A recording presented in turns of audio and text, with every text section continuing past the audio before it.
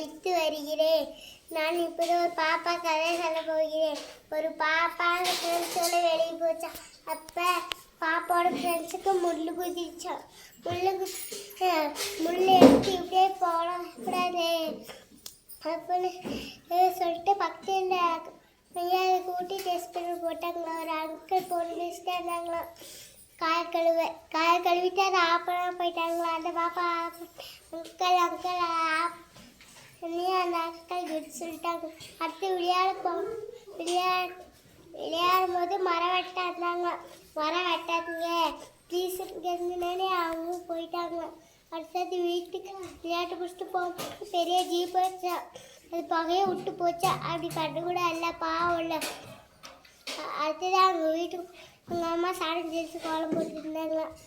அடுத்தது கொப்பை ஓரமாக தள்ளி வச்சுருந்தாங்களா. எடுத்து அதை கூட்டி டஸ்ட்பினில் போட்டு டஸ்ட்பின் அந்த பாப்பா. அதனால அந்த பாப்பாவோட போய் அவங்க அப்பா அம்மா 1 கிலோ வாங்கலாமா இல்லை 2 கிலோ வாங்கலாமா இருந்தாங்களா. பாப்போடையது கேக்கும் வேணாம், ட்ரெஸ்ஸும் வேணாம், மரக்கட்டுகளும் நிறைய வரையணும்.